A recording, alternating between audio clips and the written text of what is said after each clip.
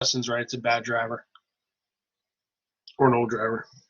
Okay, so this week I'm moving away from the book, just for a week. We're going to look at virtual machines this week. Virtual machines are an important thing for you as a computer person to know and understand how to work with. Today I'm going to define what a virtual machine is, why we care. I'm going to define some of the basics of virtualization. I'm not going to go as deep with you guys as I do with my networking classes because they use them more than you. But you still need to know that they're around and they exist. Second half of the class, we will work through the assignment together. So everybody that's here gets basically a free pass on the assignment. We'll walk through, we'll create a virtual machine using PTC's desktop. You'll want decent internet connection for it, so if you're far from the router and you're getting kicked out a lot, you might want to move or plug into the router. So the better connection you have, the better this will be. So that's the goal for today. There'll be a lot of downtime for today. So it'll be time we're just sitting here waiting for machines to install, so I'll just kind of like pause the recording and then pick it up. All right, let's get going. If you're on a Windows box, right-click your Start button and fire up. I saw you get kicked out, Michelle. Worried about that. Hopefully it doesn't continue. I'd like you to start Task Manager, please. So anyway, you know how to start Task Manager on your Windows box, start it up. If you're on a Mac box, get to wherever you can see your performance. I guess I need to share my screen, huh?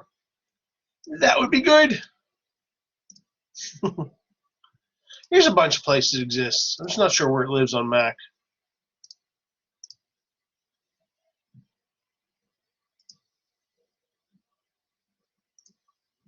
Go get this open. There we go. It's like a live shot outside our windows right now. Yeah. Shots fired. I'm not sure why my CPU is so busy right now. But I'd be willing to bet that most of your CPUs are in the 20% range. 20, maybe 30% range. Most computers underutilize what they have. Yeah, I'm expecting 10 to 20%. I think it's because I've got some stuff running in the background that's kicking this up.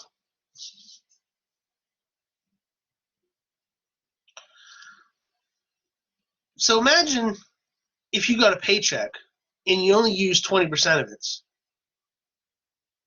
and you let the other 80% go away. That'd be kind of silly, wouldn't it? That was kind of the guiding force behind this concept we're talking today about virtualization.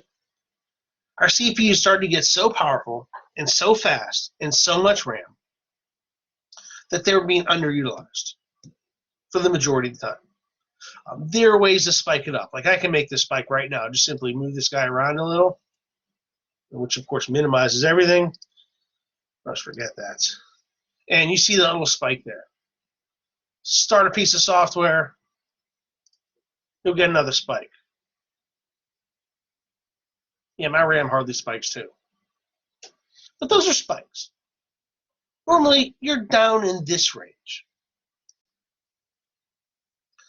So what virtualization does is it allows you to reclaim this. So I've got here a product called VirtualBox by Oracle.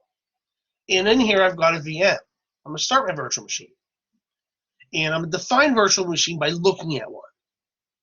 I think this is why my CPU is so high, because this is in the background. So I'm pulling this thing up. It's not letting me drag it. Give me a second. Bam, there it is. This is what I've got. This is a virtual machine. This is Windows Server 2016 running in a window. That was painful. On a Windows 10 computer.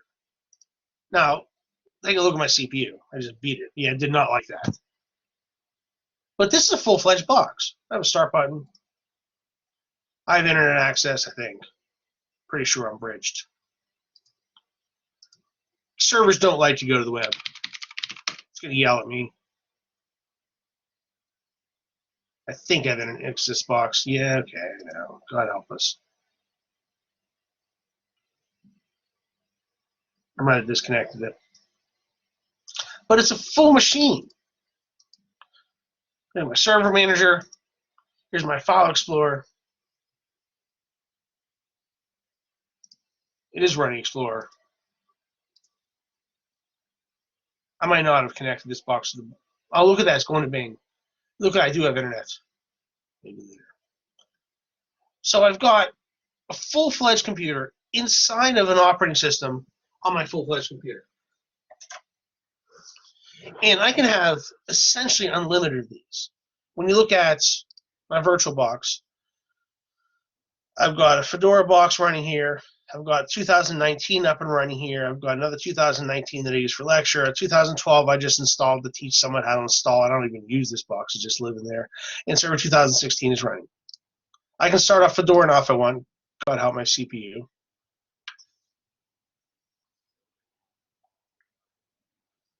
Here comes Fedora.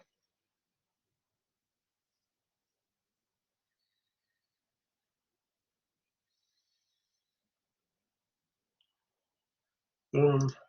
Let's log in. Bam, I'm in.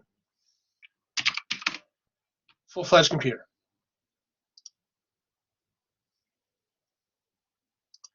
Fedora is a little different than Windows.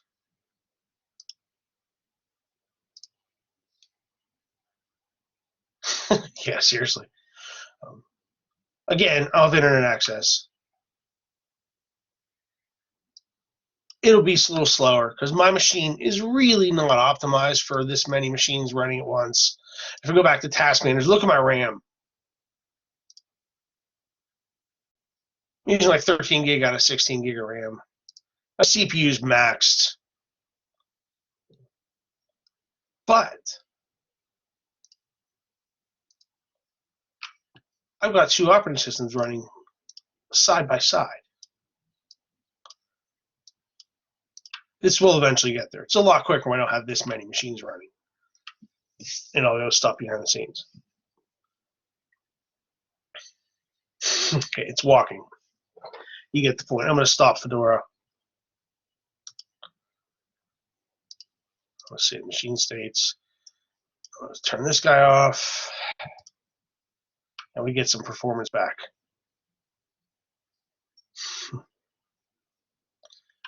All right, so virtual machines are computers that run inside your operating system in RAM. Now, as VMware powers down here, I'll start getting back my memory. You see them dropping back down, stuff's being given back. My CPU is dropping in usage, and I'll go back to normal.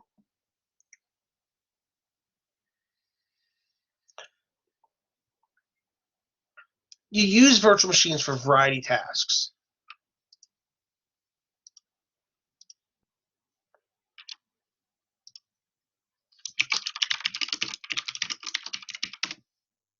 So some virtual machine uses. One, make it a little bigger so we can see it. When you practice using an operating system.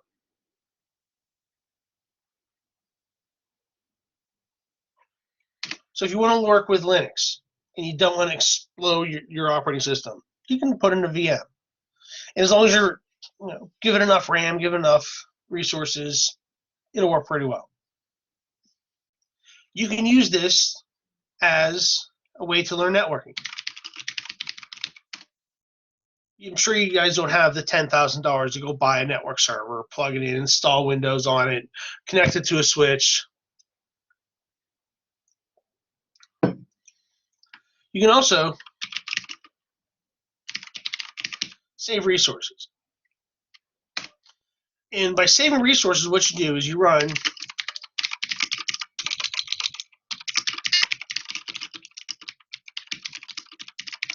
run multiple servers on one physical server.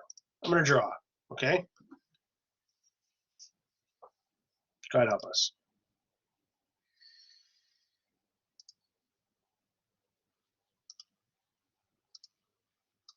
Why are not pinning? There we go.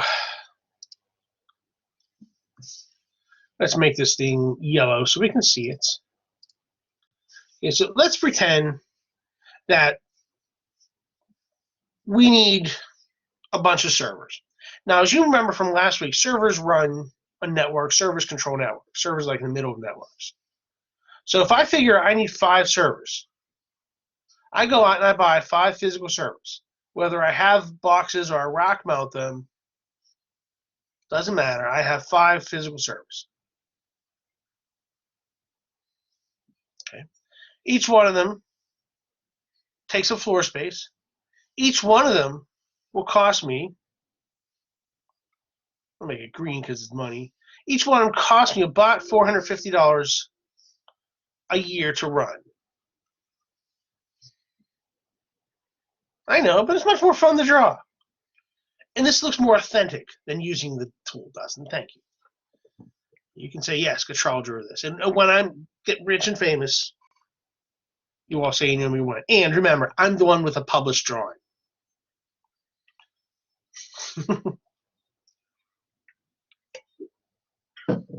So anyway, $450 times 5, that's $2,250 a year in electricity. Just for the service. Doesn't include cooling, because you got to put them in a cool room. Doesn't include, maintenance and dusting them, etc. That's expensive. Virtualization will allow me to buy 1 box.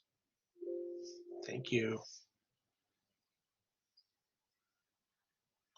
These are not to scale, okay? And allow me to put 5 virtual machines on them.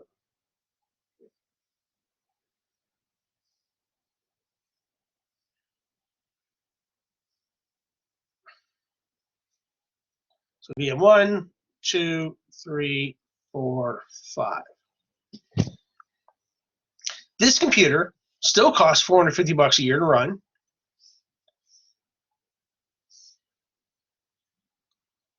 Or a savings of approximately 80% on my electricity. That's real money. I have now 1 box instead of 5 in my server room. And I get the same performance. It's a win for companies. And this is precisely what companies do, is they will virtualize their servers so they don't have to have as many physical boxes. Now, there's a downside. If this server goes toast, I lose 5 servers. So I'll buy 2 servers instead of 5. And have a bunch of VMs running in this, too. So now I have 10 servers, right? At the price of 2.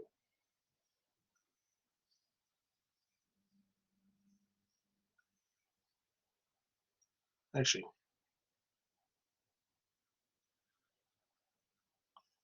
bam. Save a ton of money. With these machines being virtual, if I need more, I can very easily spin up more. I can shut some down if need be. A lot of video games do this. A lot of companies do this. Netflix will do this. When Netflix is determining a spike in traffic, it fires up new servers. It doesn't go out and buy new servers, it just creates new virtual boxes and fires them up. As demand drops, it turns virtual boxes off. This is definitely a tool you need to understand what it's doing, roughly how it works.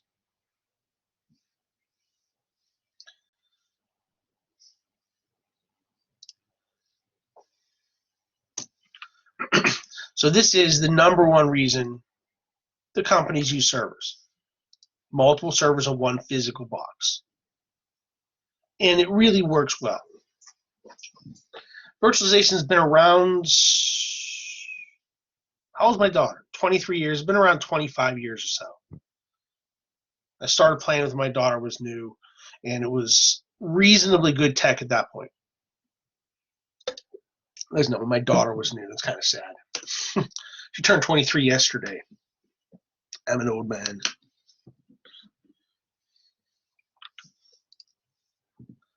All right, so let's talk now a little bit about the theory of these things, okay? I'm not going to go as deep.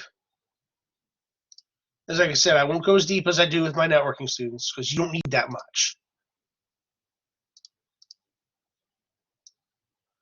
But you need to know a little bit.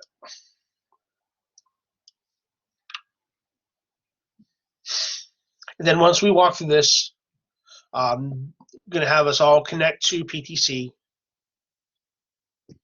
and build some virtual machines.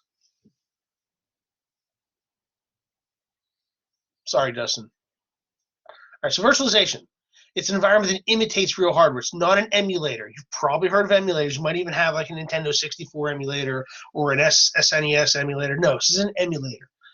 This imitates real hardware. Oh, they're very fun.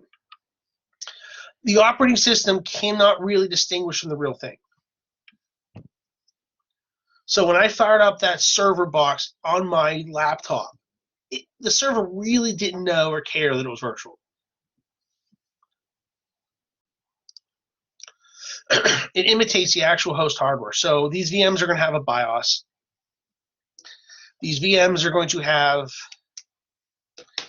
hard drives, RAMs, network cards. It's going to be like a real computer. Special software, and I'm going to talk about those in a couple minutes, will virtualize this environment for us.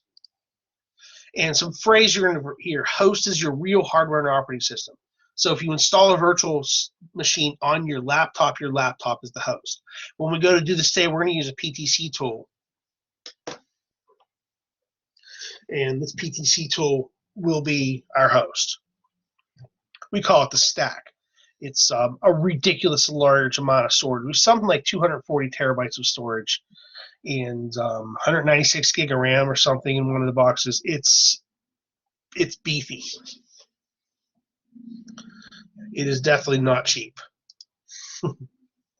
Your guest becomes the virtual machine. So host and guest are phrase you're going to hear a lot. Host is the real box, and guest is the virtual box. All right, let's talk about the real machine for a minute. Inside your real computer in your real operating system is something called a supervisor. Supervisor controls interaction with your hardware and your operating system. Things like allocation of RAM, CPU time. It allows one operating system to deal with hardware, and it's real good at that. So Windows 10, Mac, Linux, they all have a supervisor. And they all do the same thing. They control the interaction between the hardware and the operating system, and they make it so that your machine does what you want it to do. Here's this picture I stole from, this is the Network Plus book that we teach from PTC.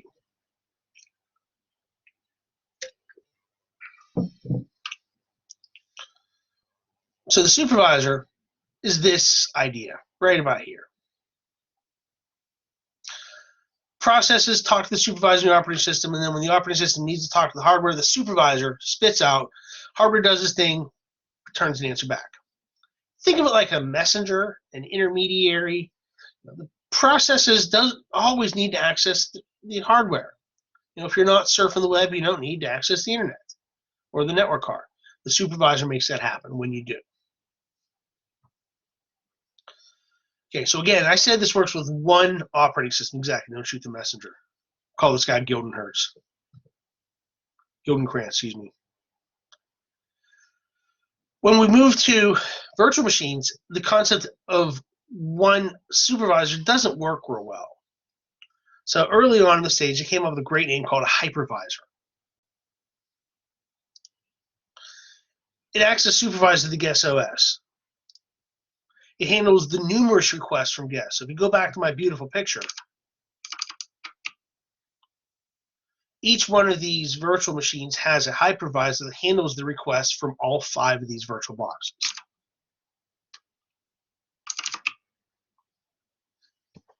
The hypervisor will also talk directly to the hardware, just like the supervisor does. So think of that as the supervisor for the supervisor, the big boss. Here's a picture. I've got 3 operating systems on here. Isn't Alt Tab great? I like Windows Tab. Let me do this. Windows Tab, you haven't played with, also gives you multiple desktops. The oh crap, the boss is coming button. Yeah, the Win Tab, very cool. All right, where was I at? Sorry, I get so distracted so easily. All right, so the hypervisor here is 3 operating systems running a 1 physical box. Each operating system has its own supervisor. Each supervisor talks to the virtual hardware. The supervisor really doesn't know it's virtual, and if it does know, it doesn't care. It just says, oh, I'm a real boy, and it just runs. Down here, when the virtual machine needs to access the real hardware, like when the virtual machine needs to actually write out the disk, that's when the hypervisor pops in and says, okay, you can save now. Or when this guy needs to access the actual network card to go out to the network or the internet, the hypervisor lets its requests go through. So it manages these requests. I don't care how it does it. I don't know if it's round robin, if it's on need. I don't give a crap. It just works. Okay? When you install it, it works. And you really aren't limited of the number of operating systems.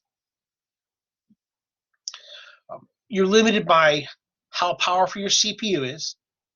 And since you guys did that CPU homework last week, you know my processor isn't that great.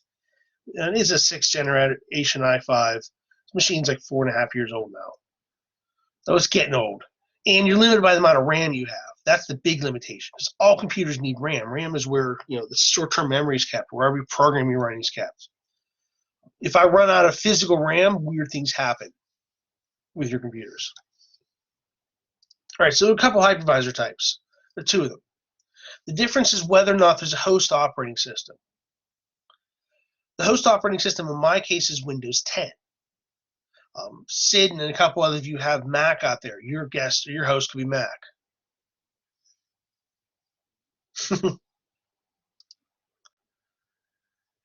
These hypervisors have really, really, really imaginative names. I mean, they went way out coming up with their names.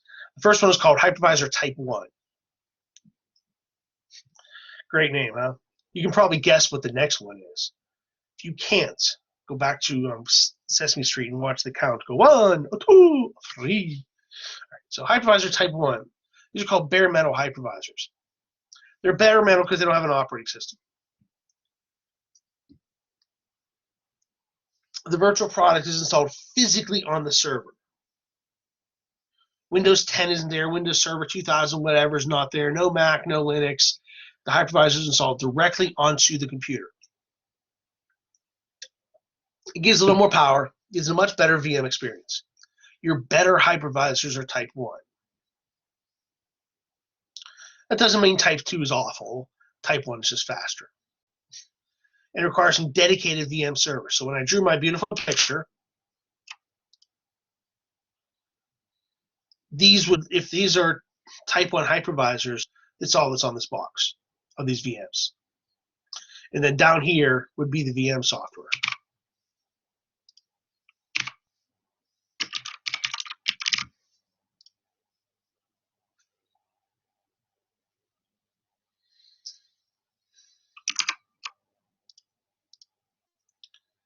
Okay, Hypervisor Type 1 products are Citrix Zen Server. I personally dislike Citrix in general, but their Zen Server is pretty good. There's no 3 that I'm aware of, Dustin. VMware ESXi, which is what we're using. A PTC Oracle VM Server, and Microsoft Hyper-V. Hyper-V is a good product. I've worked with the top 2 and the bottom. I've not worked with Oracle's VM Server. They're all basically the same, so once you learn how to work with one of them, they do the same thing just in different orders and different steps, but you're doing the same stuff. All 3 of these are Hypervisor Type 1s, meaning installed directly onto the hardware. Sometimes we call these things bare metal or bare iron hypervisors. They're all good. Hypervisor Type 2 requires a host OS. So I'm running Oracle VirtualBox on my computer. Windows 10 is my host OS. Oracle's VirtualBox requires a host operating system. You do get a slower VM experience. It is not as good as Hypervisor Type 1, but for my purposes, I use it for classes. I use it to teach stuff, learn new operating systems. Sometimes I'll use my virtual Fedora box to surf malicious websites because it's a little safer than surfing off of my real box. Oracle SQL is a nice tool. Yeah, it's a little more versatile this way because you get your real computer and you get a subcomputer. You get no non-dedicated servers here. So this means your server can handle both normal and server roles. So we'll go back to this guy. This could have a host OS, which means I actually have 11 servers now because this is running as real server 1 through 5, 6 through 10. But these guys would outperform 6 through 10 would outperform 1 through 5 because it's directly in the box. Would it outperform it like a Ferrari versus a bicycle? No. It would outperform it like a, I don't know, Ferrari versus a Corvette. They're both ridiculously fast. The Ferrari just edges out a little. Please do not get into a holy war about this. I don't know enough about cars. I could have just said the absolute wrong thing, but you get the idea. Okay, little faster. Are these easier for normal people to use? Yeah, because there's a lot less setup. Installing Oracle VirtualBox is just installing Oracle VirtualBox. It's like installing any application. Okay, some products. VMware Workstation. Sometimes this is free, sometimes this is pay. It kind of bounces back and forth depending on VM's needs. Right now it's free. I use Oracle VirtualBox. It's just what I've been using for a long time. Apple has something called Parallels. Oracle VirtualBox is free. You can install it on Mac. You can install it on Linux. Apple, you have to buy from Apple. Linux has a cool thing called QEMU. They all work reasonable. I've worked with these top two. I've not worked with these bottom two. I do prefer Oracle VirtualBox. Microsoft used to have something called Virtual PC. That's gone away. If you want to do this at home, I do have directions on how to use Oracle VirtualBox, and I'll post those up to Blackboard. It is not hard, but the first one you'll screw up. Okay, it's just there's so many decisions you have to make that you'll mess up the first one. All right, some benefits of virtualization. I already talked about one of these: power saving, fewer physical servers, much faster deployment. With the virtual software we use at PTC, I can create a template of this operating system, and that template will have all of my apps on it, all the settings, the right security files, the usernames, etc. And if I need a server now, I can deploy off of that template and have a server up in about 2 minutes. I'm not exaggerating. They can be very fast. Think about if you've ever installed Windows or Mac. That's at least 20 minutes of your life just to get the operating system installed. Oh, now you need software. Now you got to run updates. Now 3 hours later, your laptop's where you want it to be. Virtualization can be more secure. Most viruses, most malware cannot detect when they're in a virtual box. Now, I say most. There are some. There are some that know they're virtual and will break out of the virtual sandbox and attack the host machine. But those are rare. Another perk about this is, in terms of security, is suppose I'm using my Fedora box to surf the dark web. And let's suppose that somebody in the dark web just inundated that Fedora box with bad stuff. All I have to do is delete that Fedora box and all the bad stuff goes away. Many years ago, I was playing with server virtual boxes at home, and I connected my brand new server to the internet virtually. I then went upstairs, gave my daughter a bath, put her to sleep. Okay? Came back downstairs, and the hour it took me to give her a bath, read a book, sing the song, all the crap you do when you put kids to bed. Came back down. Somebody on the web had found that server and just completely infested it with crap. I went, damn. Deleted the server, rebuilt it. That was it. If that had been a real server, oh my god. Since it was virtual, so delete it. Darn, rebuild it. Then we have this cool thing called snapshotting. This is like Control-Z, but for a whole operating system. With a snapshot, you can roll back in time to any step you want along the path of virtualization. So if you know that what you're about to install on your server is potentially destructive, you take a snapshot, and then when you blow it up, you roll back. It's great. Yes, exactly. It takes the current state and saves it. Progressive, yeah, exactly.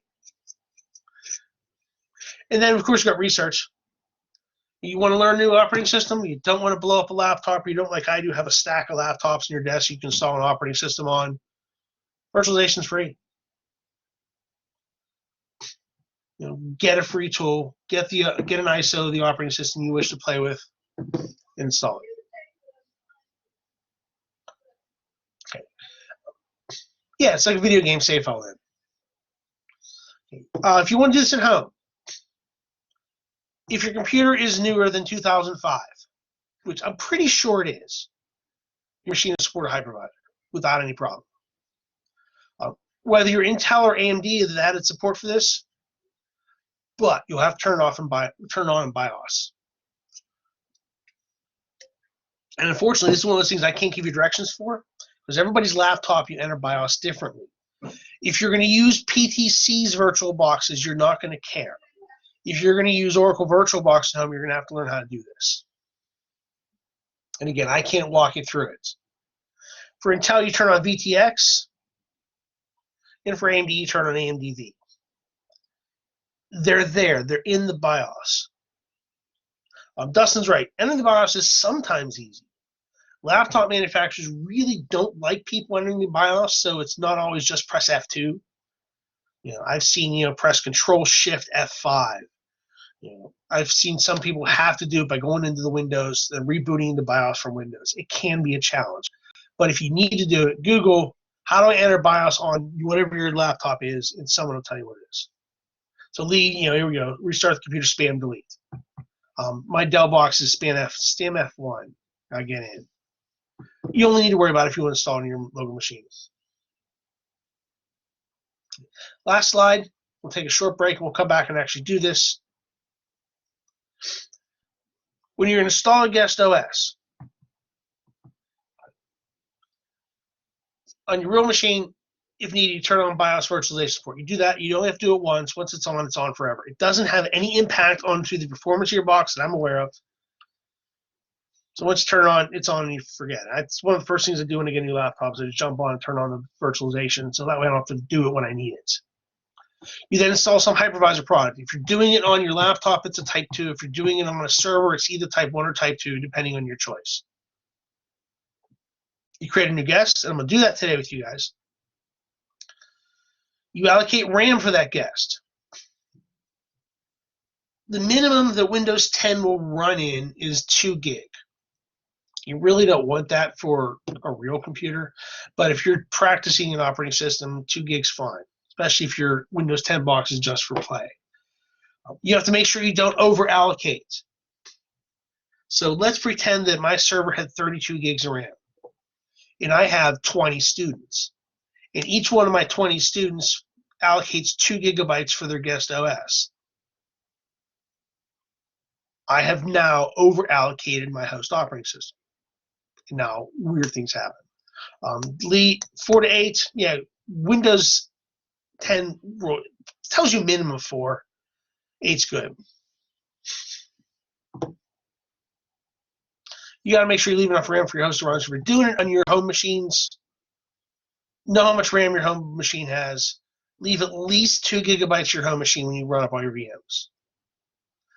Allocate lots of disk space, and you install the OS within the VM environment. That's it. That's it. Now, I have just simplified this dramatically. I don't know. I don't know about BlueStacks, Will.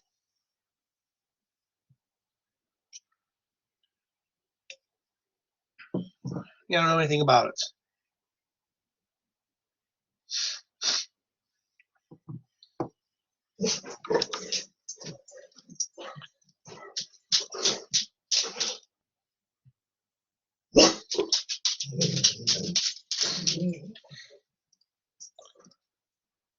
Okay, so what you need to do now is everybody connect to VDesk. I don't care if you use the Horizon client built-in or if you run VDesk. Please connect to PTC sessions.